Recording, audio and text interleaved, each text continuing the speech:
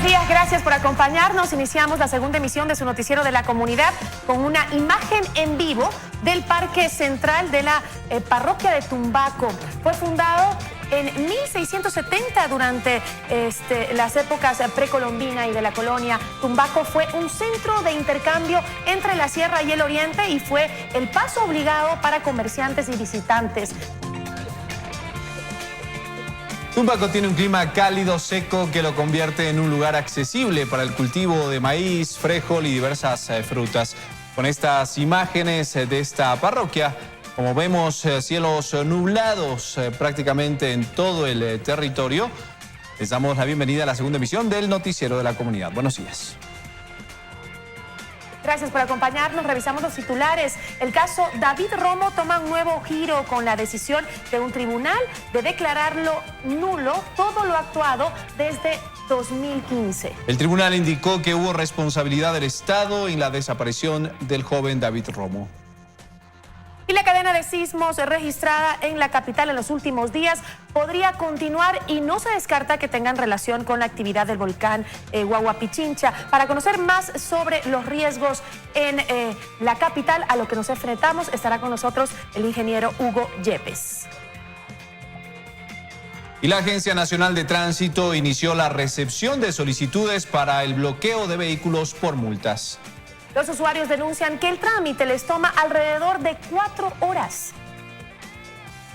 Y tras los primeros análisis, el alcalde de Quito, Jorge Yunda, dice heredar un municipio con una pésima salud financiera. Dice que no le dejaron ni para las colas. Según algunos concejales, la situación podría complicar los anuncios de obras como la repavimentación de las vías. Y le contamos también que la inseguridad en el sector del Comité del Pueblo está imparable. Así por lo menos lo denuncian sus moradores. Quienes están muy preocupados porque los delincuentes aprovechan la falta de iluminación para asaltar a los vecinos del sector Yeye. Y ahí está, como siempre, Fernanda Ceballos, que recorre todos los días los barrios de la capital buscando sus denuncias. Fernanda, ¿cómo estás? Buenos días. ¿Qué tal, Gigi, Jorge y amigos televidentes? Muy buenos días. Así es, estas escalinatas ubicadas entre las calles Carlos Fortín y Joaquín Castro se ha convertido en un punto de delincuencia aquí en el sector del Comité del Pueblo. Los vecinos ya no pueden pasar en la noche porque todos han sido víctimas de robo. Más adelante estaremos ampliando esta información y contándoles sobre los otros problemas que están afectando. Vamos a empezar con el detalle de la información. Le contamos que sujetos disfrazados de empleados de la empresa eléctrica ingresaron a una peluquería ubicada en Daule, provincia del Guayas, y asesinaron con varios balazos al padre y al hijo propietarios del negocio. Las víctimas eran oriundas de Jordania. La policía descarta el robo y asegura que estaría vinculado con una venganza. Los criminales llegaron a la plaza comercial cerca a las 11 de la mañana, ingresaron a la barbería de forma violenta. Ahí en uno de los sillones sometieron a los extranjeros. Las 4 empleadas, al ver a los sujetos armados, corrieron y se escondieron en uno de los baños. Que han llegado vestidos como empresa eléctrica, algo así. Traían guantes y todo, entonces esto es un atraco, dice, y se los han llevado hasta el fondo. Al padre y al hijo los llevaron a otro baño. Ahí los acribillaron. A la escena acudieron agentes de la INACET y criminalística a recabar todos los indicios. Ingresan 2 personas, intimidan, someten a las 2 personas y acaban con la vida mediante el empleo de armas de fuego. Los fallecidos son Yalil Mohamed, tenía 41 años de edad, y su hijo Nasser Mohamed, de 23, eran oriundos de Jordania. Los 2 fueron ejecutados con 5 balazos calibre 9 milímetros. El doble crimen se registró en la barbería, ubicada en la plaza comercial de la urbanización Marinador Park, de la vía a Salitre en Guayas. Peritos especializados levantaron huellas dactilares y recabaron varios videos de seguridad. Aparentemente los asesinos quedaron grabados. Estarían implicadas 3 personas, 2 que ingresaron al interior del local y 1 que les estaba esperando para la huida en un vehículo de color blanco, un automóvil. Los cadáveres fueron llevados a la morgue para que les realicen la autopsia. Los ciudadanos de Jordania llevaban en el país aproximadamente 10 años. Hace 5 meses emprendieron el negocio de la barbería. Para la policía se descarta el robo. El hecho sangriento estaría vinculado a una venganza. Paul Tutibén, 24 horas. Y la mujer que fue asesinada con 7 puñaladas por su ex conviviente había denunciado hace una semana al sujeto en la fiscalía. Familiares de la víctima aseguran que un día antes ella acudió a la unidad policial del sector a pedir protección, pero ningún uniformado le brindó el servicio. La víctima colocó la denuncia en la fiscalía el pasado 15 de mayo. Según los deudos, un día antes que el sujeto que en algún momento le juró amor eterno y que era padre de sus 2 hijos, ella, la joven de 25 años, acudió a esta unidad policial del sector a pedir protección, a pedir seguridad, porque ella tenía miedo, estaba atemorizada. Pero según los familiares de la hoy fallecida, nadie de esta unidad policial le brindó ese servicio. ¡Ay, Dios mío! ¡Dios mío! Pérdida insuperable, dolor imborrable. Eso sienten los familiares de Evelyn Bodero, joven madre de 25 años, que fue asesinada con 7 puñaladas por parte de su ex conviviente. En la sala de la casa, lugar donde acabaron con la vida de Evelyn, ahí es velada. Desde que se hizo de compromiso, ella siempre tuvo una mala relación con este joven. El hombre, luego de cumplir su objetivo, se intentó suicidar. Él se asestó 4 puñaladas con el mismo cuchillo que atacó a la madre de sus 2 hijos. Su estado es crítico. Estaban haciendo otra operación porque tiene apenas picada el pulmón, dice.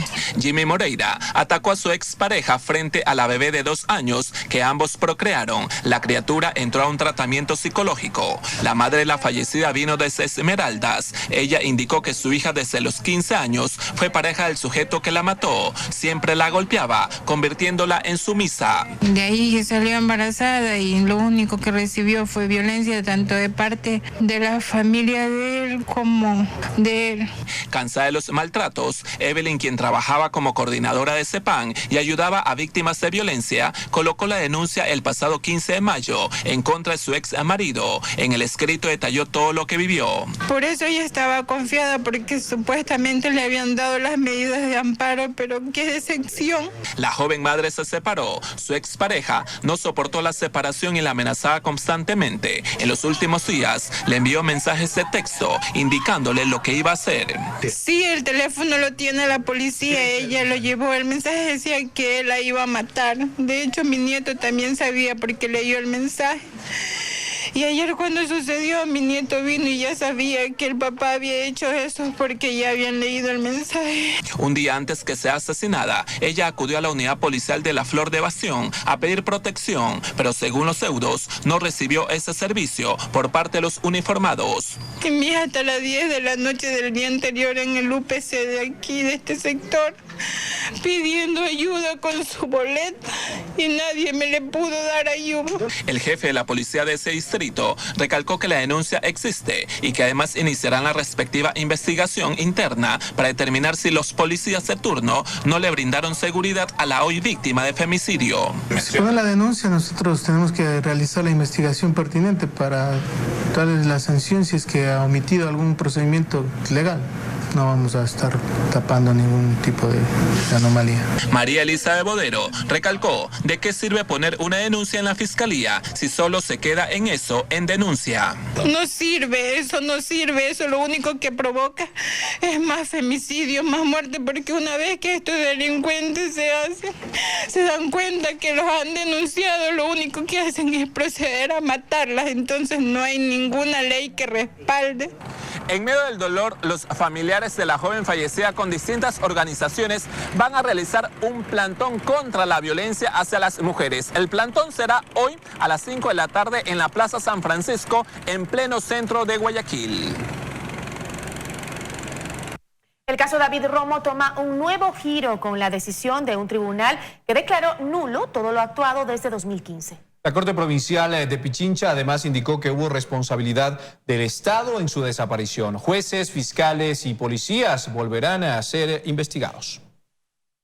Para Alexandra Córdoba, madre de David Romo, el joven universitario desaparecido en el 2013, la audiencia que se llevó a cabo el pasado martes fue diferente a las anteriores. Esta audiencia abre puertas nuevas para conocer la verdad. Y es que después de varios años de lucha, finalmente la Corte Provincial de Pichincha declaró la nulidad del proceso judicial, levantado con la tesis de agentes de la DINASED y de Fiscalía, que aseguraba que David Romo fue asesinado en una clínica para adicciones. Que yo desde que desapareció David, mi hijo, el 16 de mayo del 2013, he denunciado denunciado desaparición y desde ese día todos ustedes son testigos de mis reclamos y exigencias. Y no puede ser posible que a los 6 años recién se den cuenta que estaban errados y que en definitiva yo tenía la razón. Según la madre de David, durante la diligencia de este martes, 3 magistrados de la Corte indicaron que hubo responsabilidad del Estado. Esto involucra a policías, fiscales y jueces que conocieron el caso a partir del 2015 e indagaron el supuesto asesinato del muchacho. Además de que la Fiscalía también ayer, representada en la doctora Cobal, la fiscal de la Comisión de la Verdad, reconoció la responsabilidad también de la Fiscalía y en cuanto a eso también del Estado. Pero hasta aquí se han olvidado todos de David, esa persona con derechos. ¿Dónde está? Para los jueces, de esos 2 años y 4 meses que se mantuvo en reserva el caso, se violentó el derecho a la defensa y a la tutela judicial efectiva, debido a que las partes procesales no pudieron acceder al expediente, ni pudieron conocer o solicitar diligencias dentro del caso. La defensa de la familia del joven desaparecido atribuye la desaparición a la entidad policial y tras ellos irán. Se han destapado unas pruebas muy relevantes en donde esta defensa tiene la certeza de que la policía tuvo a David en su momento y la policía tiene que ahora demostrar en dónde está David. Y hemos venido hasta el distrito Eugenio Espejo, ubicado en el norte de Quito, para tratar de recoger alguna impresión sobre el caso al exdirector de la DINASED, el general Víctor Arauz. Sin embargo, nos manifestaron que por el momento no dará declaraciones a la prensa y que debemos agendar una cita para que nos reciba.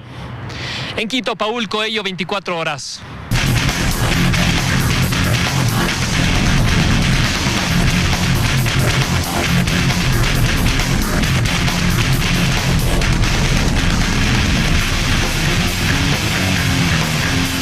7 de la mañana con 52 minutos.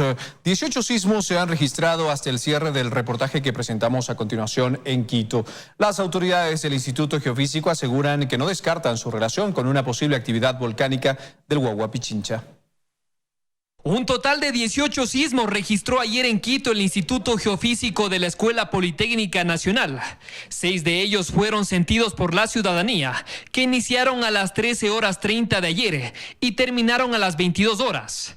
La magnitud de los mismos fue entre 2.1 y 2.8. Estamos en un contexto dinámico en la ciudad de Quito, en que tenemos una falla activa. Hay varios enjambres de este tipo y en ocasiones hemos registrado incluso magnitudes de hasta 5. Los técnicos atribuyeron el enjambre sísmico a un movimiento de la denominada falla de Quito, que está debajo de la ciudad. Los de este martes se ubicaron específicamente en el sector de la Occidental, bajo la zona del centro comercial El Bosque. Los movimientos se registran en la falla, es decir, es la falla la que se está moviendo, ¿sí? La causa de este movimiento puede ser la dinámica propia de la falla o podría ser también empujada por presiones internas en el volcán. La funcionaria agregó que no es el primer enjambre sísmico producido en Quito, pues ya se han registrado varios desde 1998. Además, indicaron que es muy temprano para decir que el enjambre sísmico está directamente vinculado a una reactivación del volcán Guagua Pichincha. Estamos más tiempo y más precursores, no solo sísmicos, sino también otros parámetros geofísicos que nos indiquen cambios en el volcán. Mientras tanto, el Servicio Integrado de Seguridad EQ 911 ha recibido 112 llamadas de emergencia, todas ellas de consulta y de pánico. No tenemos heridos, no hay fallecidos ni daños materiales. Las autoridades no descartaron que los movimientos sísmicos continúen durante las próximas horas o días. En Quito, Paul Coello, 24 horas. Inundaciones, deslaves, actividad volcánica, temblores y terremotos acechan todos los días a la capital. Ya sabemos que vivimos en una zona de altos riesgos naturales, pero parecería que solo cuando estos suceden es que hacemos conciencia de esa realidad. Está con nosotros en esta mañana el ingeniero Hugo Yepes, sismólogo, vulcanólogo e investigador del Instituto Geofísico. Ingeniero, gracias por acompañarnos en esta mañana. Con todo gusto, gracias por la invitación. El día de ayer, en rueda de prensa, el Instituto Geofísico dijo que no se descartaba que esta serie de sismos o enjambre de sismos que registramos en los últimos días pueda tener relación con la actividad del Guagua Pichincha. ¿Eso quiere decir que el volcán se despertó? En Quito tenemos una situación muy, yo diría, poco satisfactoria respecto a las amenazas naturales. Tenemos el volcán, estamos a los pies del volcán, pero estamos construidos sobre una falla geológica activa y el volcán activo. Y los dos están básicamente comprimiendo lo que es la parte larga de la ciudad, no todo el Quito metropolitano, pero la parte alta de la ciudad, el Quito de siempre. Entonces, entre los dos hay una interacción y tanto el uno como el otro pueden generar algún tipo de cambios, de anomalías, de disparo de esta energía que se va acumulando permanentemente en esta falla geológica, que es ahí donde se mueven los sismos, y que puede ser porque esta falla está en permanente compresión y se desestabiliza, se mueve, o porque el volcán le pone un poco más presión y la falla se desestabiliza y se mueve. Entonces, esta cercanía hace que, si no es lo uno, es lo otro, ¿no? Ya lo dijo Humboldt, ¿no? Que los quiteños somos admirables en el sentido de que dormimos tranquilos bajo volcanes tan activos y encima de fallas geológicas, y además de que bailamos con música triste y nos morimos de hambre en una riqueza muy grande que tenemos alrededor, ¿no? Y esa es la realidad que vivimos, ¿no? Pero hay que recordarles a los ecuatorianos que justamente hay que vivir con precauciones, ¿no? Podemos vivir en paz, tranquilos, sí, durmiendo, pero tomando las precauciones necesarias. ¿Se lo está haciendo? Sé que usted está ahora a cargo o asesorando al municipio en la parte de riesgos. ¿Qué es lo que hay que hacer ahora? Sí, bien, el alcalde Yunda me ha pedido que le dé una mano en esto y estamos todavía definiendo algunos temitas. Yo todavía permanezco en la Politécnica, en el Instituto Geofísico. El tema es que,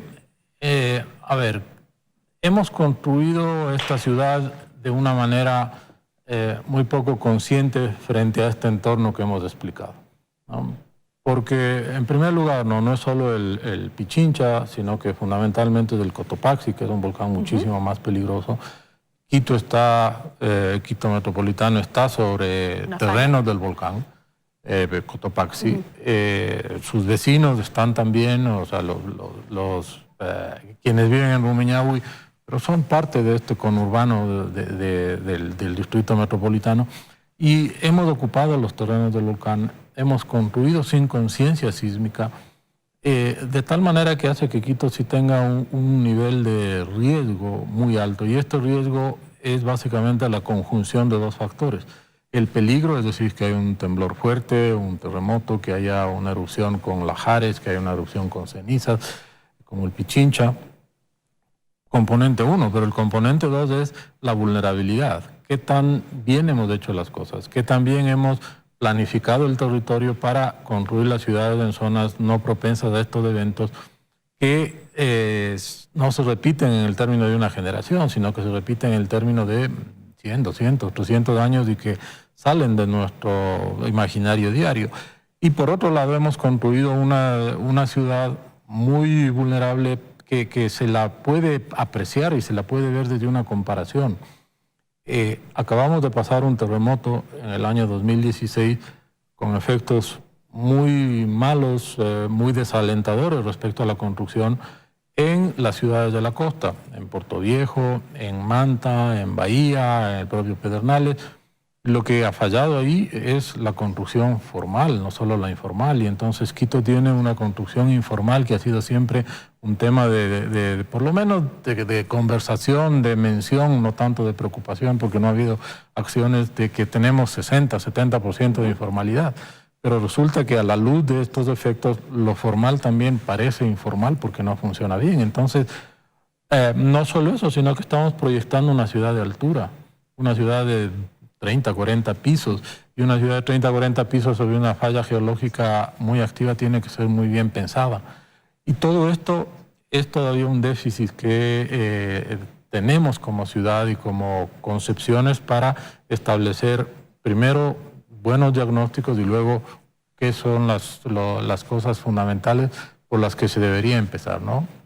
En realidad debemos estar hablando de un programa de muy largo plazo, que sea un programa permanente de estado subnacional, o sea, de ciudad, de distrito, de zona en realidad, en la cual establezcamos una serie de pautas para que de aquí en adelante todos los alcaldes, todos los que se hacen cargo de estos temas, de los temas de la ciudad, tengan que continuar como un aspecto fundamental, como dar agua, como mantener el tema de los servicios. Esto también porque estas son las realidades y cada vez somos más y cada vez estamos más expuestos porque el tiempo pasa. Ahora, yo escuchaba en un congreso de ingenieros dedicados a la construcción que hablaban justamente sobre cómo construir de manera segura en las ciudades latinoamericanas. Hablaban ya no de construcciones antisísmicas o sismoresistentes, sino hablaban de construcciones resilientes. Es decir, que las construcciones ahora ya no están viendo que solo tu casa, no al ser víctima de un terremoto, no se te caiga encima y mueras. No solo eso, sino que también puedas después regresar a tu casa a seguir viviendo, porque lo que pasó en el terremoto de la costa fue justamente eso, ¿no? Que la gente que sobrevivió, que pudo salir de entre los escombros o que su casa resistió al terremoto, no pudo regresar a vivir a ella porque las fallas eran muy graves y ya no pudo volver a su casa. Entonces se genera un caos social mucho más grande del que podría generarse en el caso de que las casas puedan, la gente pueda regresar a su hogar a continuar con su vida. Eso, si es que en Quito tenemos cerca del 70% de las construcciones ilegales o no construidas de manera adecuada, ¿cómo se puede lograr? A ver, en primer lugar, este 70% tenemos que verlo y tenemos que pasarlo, tenemos que comprobarlo y tenemos que pasarlo sobre una realidad. Que unos sismos afectan a unas casas en función de altura, otros que vienen de otro lado afectan a otro tipo de estructuras.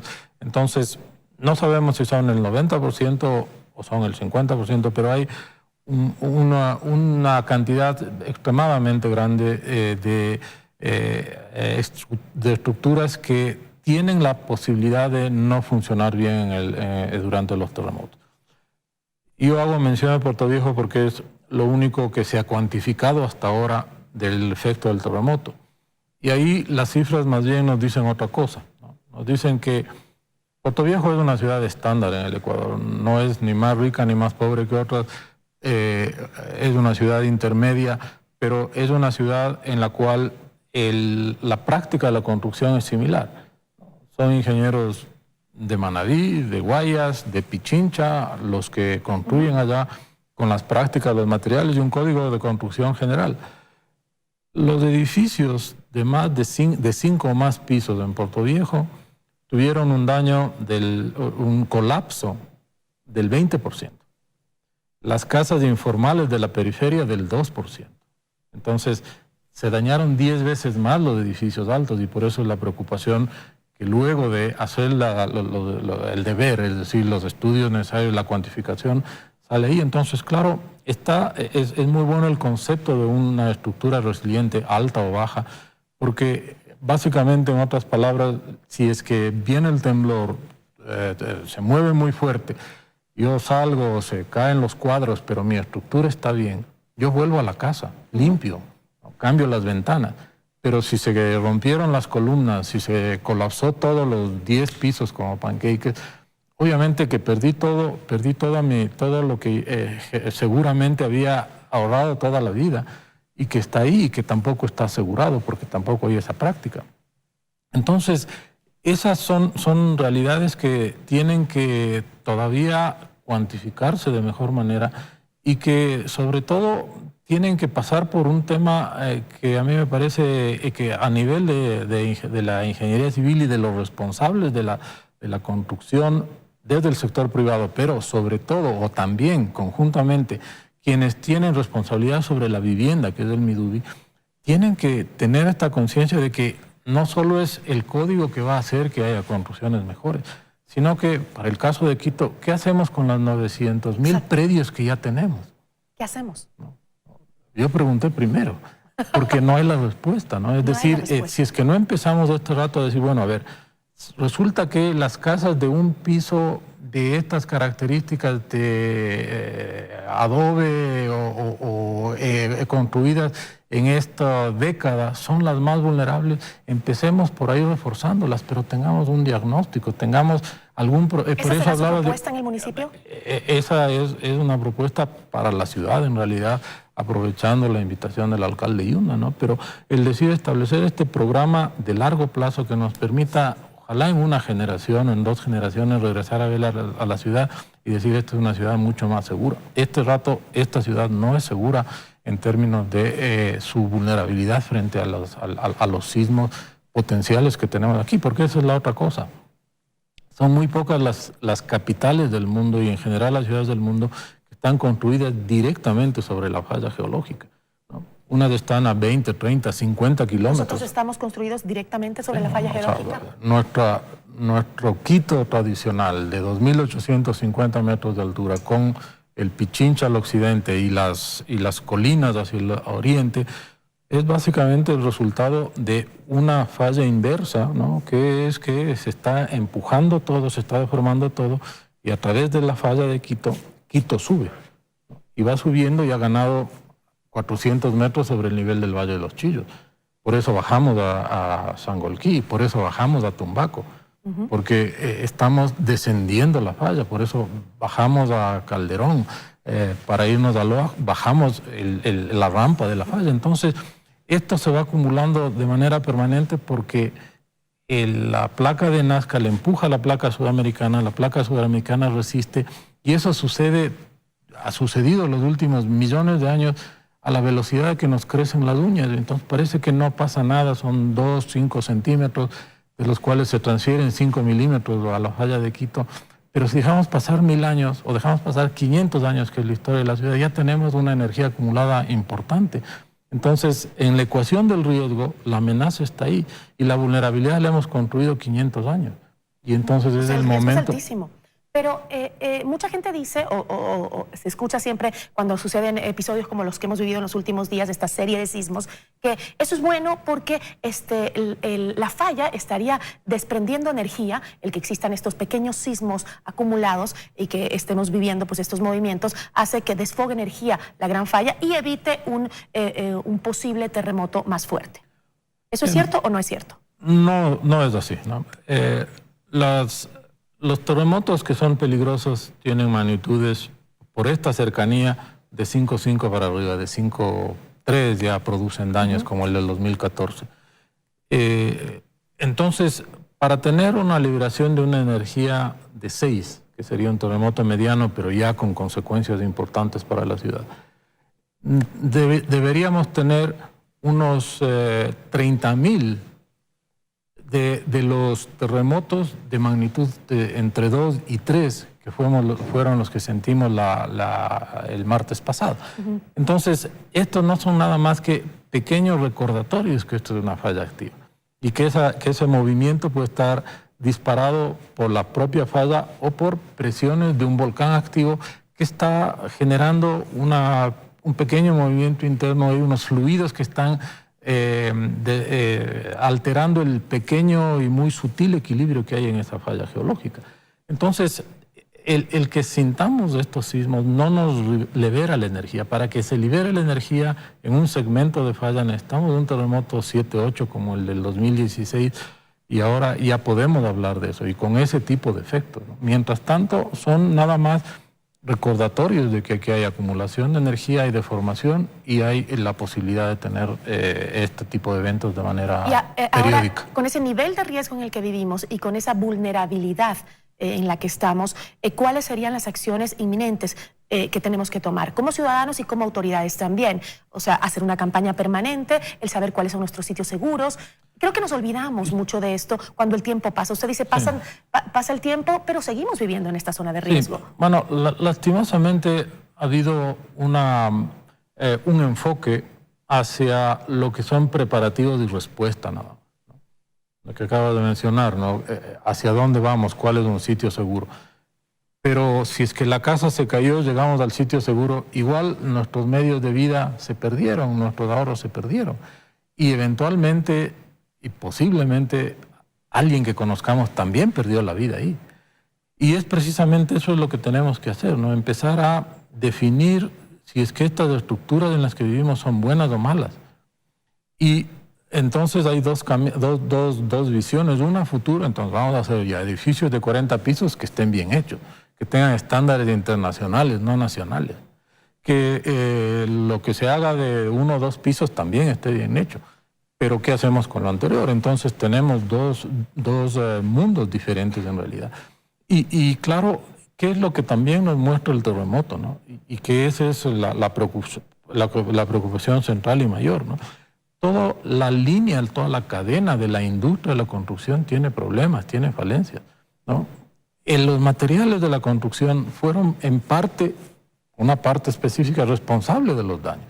Estamos seguros que tenemos la arena buena para construir, ¿no? Estamos seguros que el hierro es de la buena calidad, o después que todo el hierro estuvo puesto, que no fue solo la mitad del hierro, que fue agua sin grasa o sin contaminantes, sin... En la administración anterior se planteó justo luego del terremoto hacer un comité o organizar escuadras que vayan controlando las casas, haciendo investigación en cada una de las casas. Eso nunca se hizo, se dejó así, pero me parecía que era una buena idea para lo que usted dice, ¿no? El poder tener gente, cuadrillas de ingenieros que vayan... No nos queda más, casa por casa, investigando si tienen realmente la capacidad de soportar estos embates de la naturaleza. Es un trabajo inmenso en realidad, pero muy complicado, pero hay que definir entonces. Por eso estas reacciones son típicas, ¿no? Tiembla, mañana voy a ver la mochila, no mañana antes. Me asusto. Ajá. Mañana me asusto, mañana voy a ver la mochila, mañana hago cuadrillas, mañana reviso el código, porque tembló ahora, pero pasado mañana ya no me acuerdo y todo vuelve a la vida diaria, solo que la amenaza está latente. Entonces, por eso es la necesidad de establecer con claridad una visión estratégica de lo que esto significa y establecer 3, 4, 5, 10 líneas de acción que sean efectivas, ¿no? Que permitan, de nuevo, no ahora en estos 4 años de la siguiente administración, sino de ahora en adelante, que nosotros como quiteños nos apropiemos del problema, porque es nuestro problema. Cuando tiembla no se va a caer la casa de allá, se van a caer las casas que estén aquí cuando tiemble duro en realidad. Y claro, parece complicado lo que digo, pero veamos la realidad de nuestras ciudades hermanas en la costa cuando tembló. No les fue bien. Y a nosotros tampoco nos va a ir bien, y es claro que Quito tiene una amenaza por la falla geológica que va acumulando energía.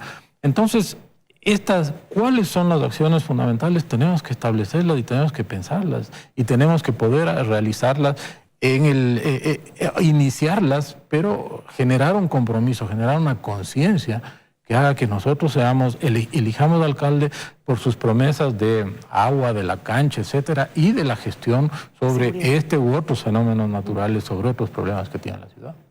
Bueno, nos faltaría mucho por hablar, pero se nos acaba el tiempo, lamentablemente. Es importante que también las personas independientes, no solo esperar que las autoridades hagan lo suyo, creo que también la ciudadanía tiene que estar consciente de lo que estamos viviendo y cuáles serían los parámetros para uno que quiere emprender algo para poder protegerse de estos embates de la naturaleza en su propia casa. ¿Qué puede hacer? Claro, entonces justamente ese es el liderazgo que tiene que generarse, ¿no es cierto? Para que la ciudadanía, alguien le diga a la ciudadanía, vean, ustedes tienen que hacer esto.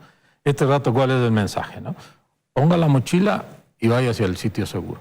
Pero eso no resuelve un problema que eventualmente sí tiene solución, que es el que la casa con algo de inversión sea reforzada, que además mueve la economía, genera más seguridad, genera otras dinámicas respecto a cómo ver la ciudad, cómo ver el entorno, cómo ver el ambiente, cómo ver la generación de otras cosas como basura, etcétera. Entonces son dinamizadores de todo el proceso. Emprender acciones en el hogar desde el principio, nosotros, no esperar a que las autoridades hagan todo, ¿no? Obviamente, no, pero hay que tener un liderazgo, y ahora el liderazgo ha sido, prepara la mochila, la casa se te va a caer. Y construye mal, o construye sin control, o construye con todas estas cadenas muy complicadas de que es la industria de la construcción sin conciencia de lo que se hace, y en donde además hay un factor fundamental y clave de la corrupción. La industria más corrupta es la corrupción, es la construcción. ¿Qué hace Odebrecht? Construye. ¿No? ¿Y qué hace el maestro cuando le dice, ve, llévate nomás estas 2 varillas que necesito para allá? Es parte de la construcción también. O yo le digo, vea, deje hacer el 2.º piso. Todo eso es lo que está construyendo la vulnerabilidad. Y así estamos, y eso es lo que tenemos que revertir. Esperemos que todo lo que hemos conversado aquí lo pueda aplicar o pueda sugerirle al municipio ahora que se le ha llamado a colaborar en la parte de riesgos. Ojalá, muchas gracias. Sí va a aceptar, ¿no? Claro, sí. Estamos, básicamente estoy esperando el definir ciertas cosas con la rectora y de la Politécnica y luego me dedicaré a aplicar esto que he visto, que he estudiado, que hemos construido en conjunto con los colegas del geofísico, con los colegas de la región, y que seguro se puede hacer algo, aunque sea un granito de arena, que va a empezar a cambiar, porque esto es un tema de larguísimo plazo, empezar a cambiar esta realidad, que es una realidad, como hemos hablado, de alta vulnerabilidad.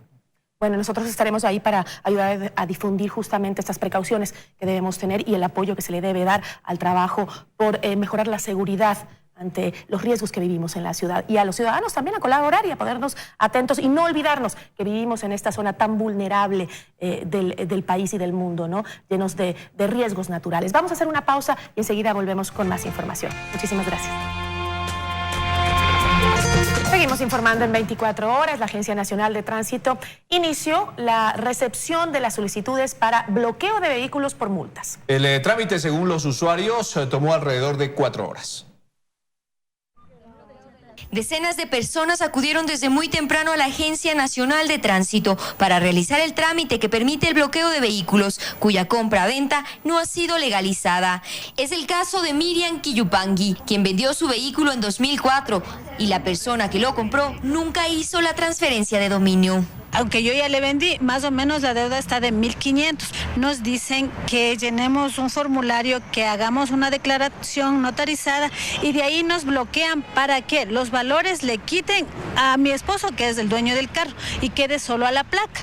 Este trámite se habilitó desde ayer tras emitirse en febrero la resolución 008 en la que se estableció los nuevos procedimientos para transferencia de dominios de carros no registrados, chatarrizados sin evidencia y vehículos robados. A Roberto Criollo, por ejemplo, le sustrajeron su vehículo en 2012 y ahora tiene una deuda de $600. Espera que con el bloqueo la multa desaparezca. ¿Cómo puedo pagar la matrícula si el vehículo está robado? Yo no puedo acercarme a la matriculación sin el vehículo. Para solicitar el bloqueo se debe llenar un formulario y adjuntar un documento que certifique la venta, chatarrización o robo de los carros. Sin embargo, este trámite puede tomar hasta 4 horas, denuncian los afectados. Comenzaron a atender a las 8 y como hasta no le dan el turno si usted no tiene todos los papeles. Entonces yo ya vine 10:30, estuve aquí y ya me tocó este turno y recién están en el 47 y yo tengo el turno 118. Para el abogado Dani Gaibor, esta resolución no brinda una solución práctica ni tampoco jurídica para la ciudadanía. Porque de acuerdo a la resolución se establece que simplemente se van a bloquear los vehículos. ¿Y qué es el bloqueo del vehículo? Es que el vehículo permanezca a su nombre, que ese vehículo siga generando valores por matrículas, que estas matrículas sigan generando intereses y que incluso existan valores de multas por el tema de la calendarización. Pero ¿qué pasa si no se conoce quién es el último comprador? ¿Existiría condonación de deuda? Son algunas de las interrogantes que solo podrán despejar las autoridades de la ANT, quienes hasta el momento no dan una respuesta. Fernanda Ceballos, 24 horas. Y personas naturales y que tienen actividades económicas en Quito denuncian que el valor de la patente municipal se ha incrementado hasta en un 3000%. Hay casos donde los usuarios pagaron $22 por este rubro el año pasado y ahora tienen que pagar cerca de $1.500. En Quito, las tiendas, restaurantes, peluquerías, casas, oficinas y departamentos de arriendo y otros establecimientos forman parte de las actividades económicas que deben obtener y pagar la patente municipal. Hago la declaración al SRI de cero. La sorpresa mía fue que vengo a pagar la patente, voy al banco, me dice que tengo unos rubros. Me voy al balcón de servicios, me sale rubro de 1.475. Según estos 3 vecinos, el valor que venían pagando hasta el año pasado se incrementó hasta en un 3000%. Ahora, a mí solo del 2015 que me sacan, estoy pagando la cantidad de $400, como que estoy en mora. Por ejemplo, doña Beatriz, quien pagaba $22 de patente municipal porque tiene un departamento de arriendo donde cobra $250, ahora se llevó la sorpresa de que pese a haber pagado la patente de este año, tiene que cancelar otros valores. Hice el reclamo. Espero pues que se revea porque no soy solo yo. Ahorita estamos 3 personas en este caso, pero habemos cientos, miles de personas. Juan junto a su papá tienen 2 oficinas de arriendo. También venían pagando $22 de patente. Ahora les toca cancelar $400. Lo que dicen es que el municipio debía haber reajustado ese valor en el pasado y que por alguna razón no lo hizo. Dicen que el municipio les informó que corresponde a un reajuste aprobado hace algunos años y que recién se está ejecutando. Por eso el cobro les aparece a estas personas como que fueran deudas de años anteriores. Nosotros pagamos lo que el municipio nos decía que debíamos pagar y ahora pues estamos pidiendo que revean esta decisión que han tomado en este último año. Solicitamos una entrevista al municipio para conocer el porqué de este incremento y estamos a la espera. Helen Quiñones, 24 horas. En otro tema le contamos que la inseguridad en el sector del Comité del Pueblo está imparable. Así por lo menos lo denuncian los moradores del sector, quienes dicen que los delincuentes aprovechan la falta de iluminación para asaltar a todos los vecinos de la zona. A esta problemática además se suma el mal estado de un poste de energía eléctrica que está a punto de caer. Nuestra compañera Fernanda Ceballos está en el lugar y nos cuenta. Fernanda, buen día.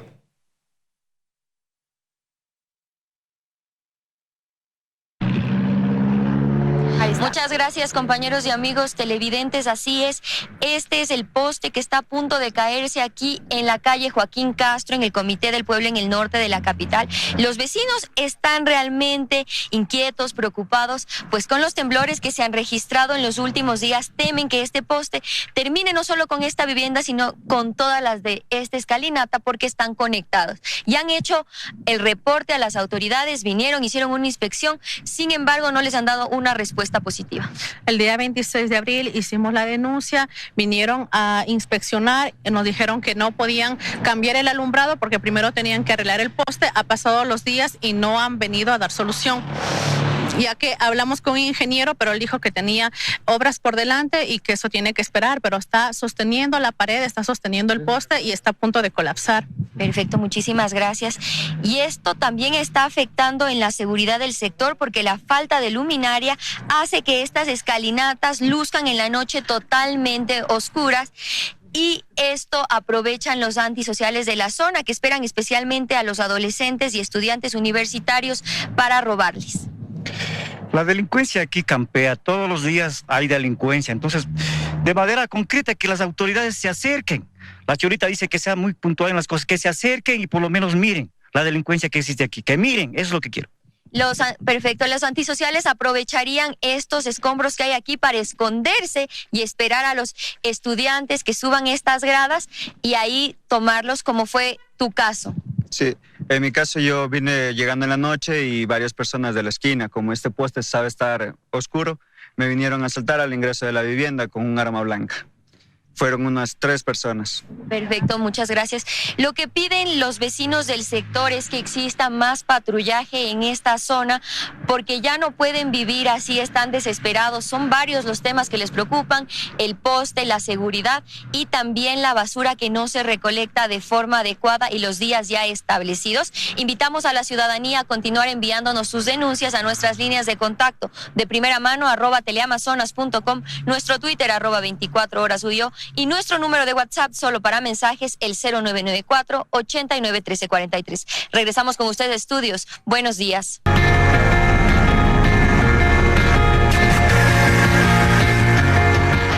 En el Ecuador, alrededor de 1,5 millones de personas sufren de algún grado de falla renal. Esta enfermedad se desarrolla rápidamente, por lo general en pocos días. Además, puede ser fatal o necesitar un tratamiento muy intensivo. En la mayoría de casos, las fallas renales son causadas por problemas de salud que han hecho daño permanente a sus riñones. Nuestra compañera Stephanie Paz ya está con nosotros para contarnos más sobre esta enfermedad. Steffi, buen día.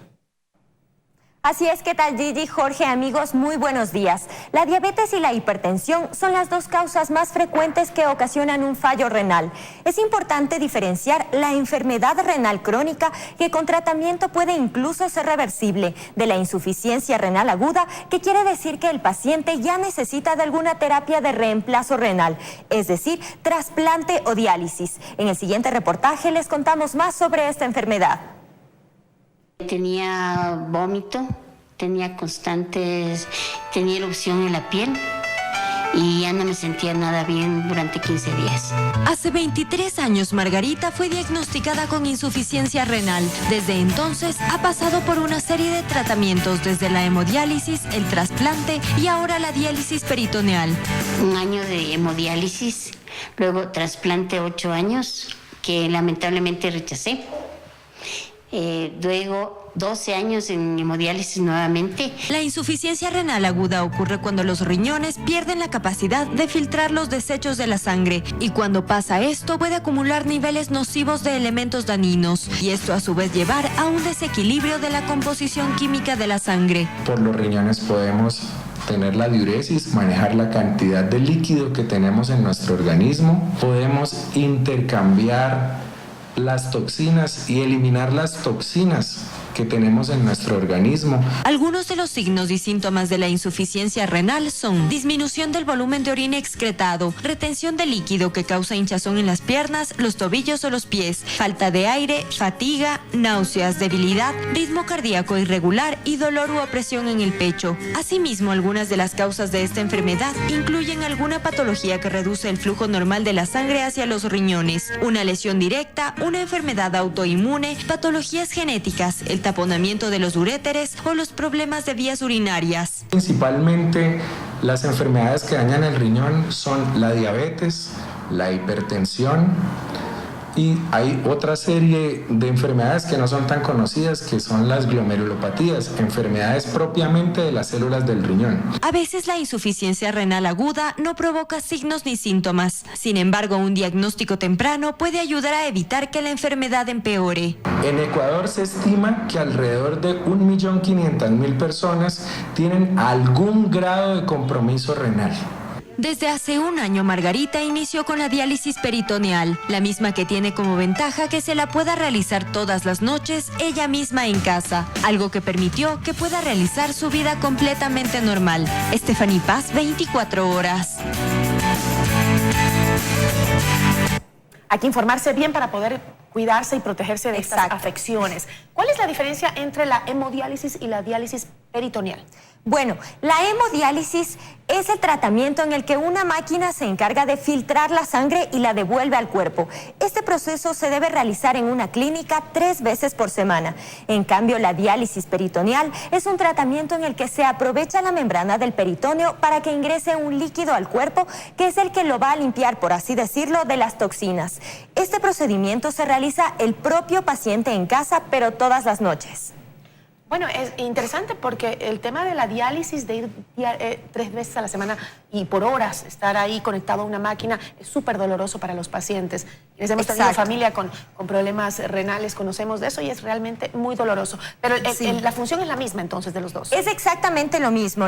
Tanto la hemodiálisis como la diálisis peritoneal cumplen las mismas funciones. Simplemente tenemos aquí 2 diferencias. La una, debemos ir 3 veces a la clínica, pero en cambio en la otra el paciente puede realizarse este procedimiento en casa, pero debe ser sin fallar ni una sola noche. Pero bueno, por lo menos tienes una vida más normal. Exacto.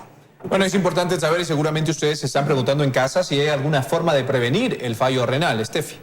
Bueno, en realidad la insuficiencia renal aguda puede ser difícil de predecir o de prevenir, pero se puede reducir el riesgo si cuida sus riñones con hábitos de vida saludables, con una buena alimentación, haciendo deporte. Además, debe prestar atención a las etiquetas de los analgésicos de venta libre, como el paracetamol y el ibuprofeno, ya que demasiada ingesta de estos medicamentos puede incrementar el riesgo de manifestar una lesión en los riñones.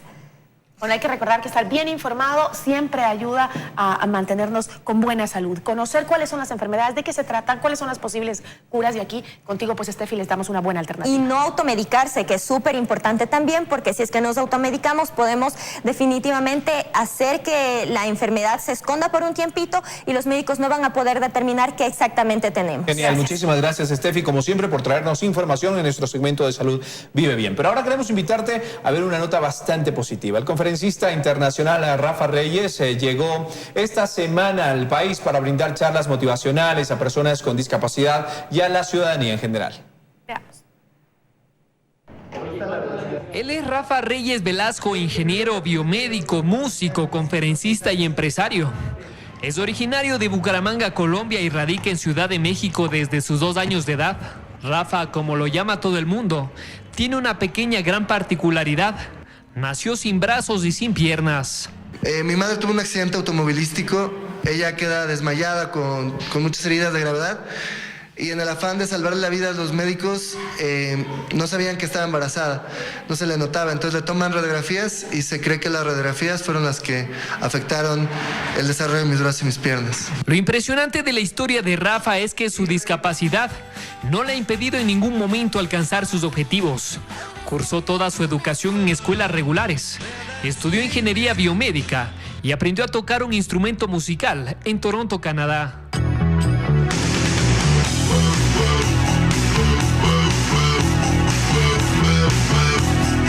Me encuentro en una vida que todos los días tengo que enfrentar un reto en donde las demás personas, puede ser cualquier cosa, cualquier actividad, para mí representa un reto.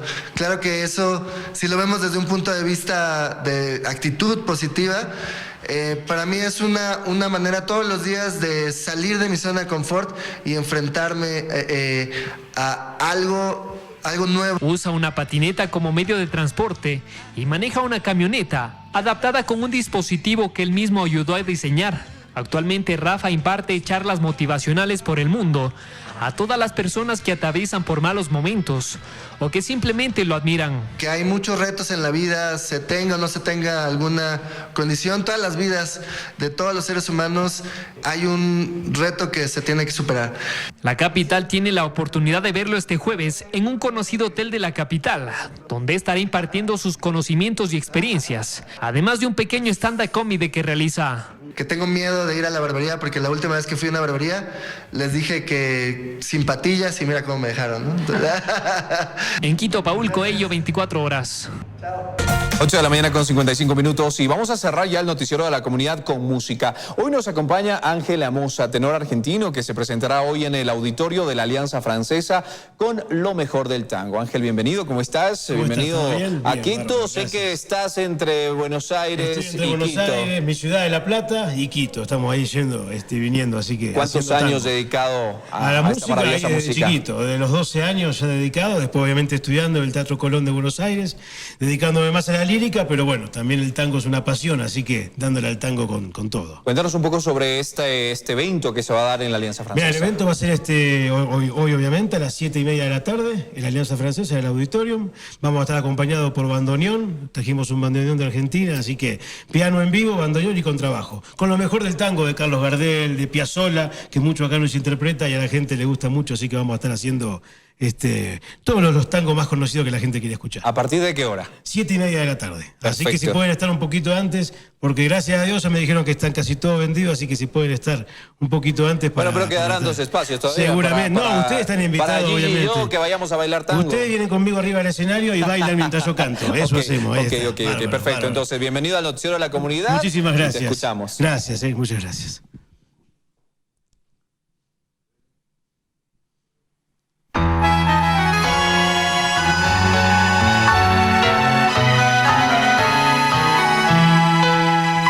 Caminito que el tiempo ha borrado, que juntos un día nos viste pasar.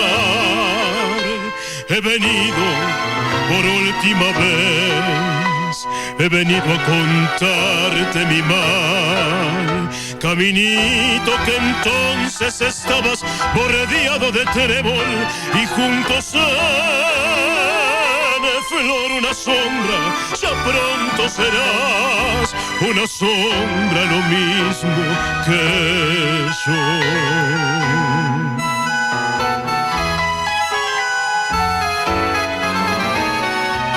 Desde que se fue, triste vivo yo, caminito amigo, yo también me voy. Desde que se fue, nunca más he volvido y seguiré sus pasos. Caminito, adiós, caminito que todas las tardes feliz recorría cantando a mi amor. No le digas si vuelve a pasar que mi llanto suelo regó. Caminito cubierto de cardos, en la mano del tiempo tu huella yo a tu lado quisiera caer y que el tiempo nos mate a los dos.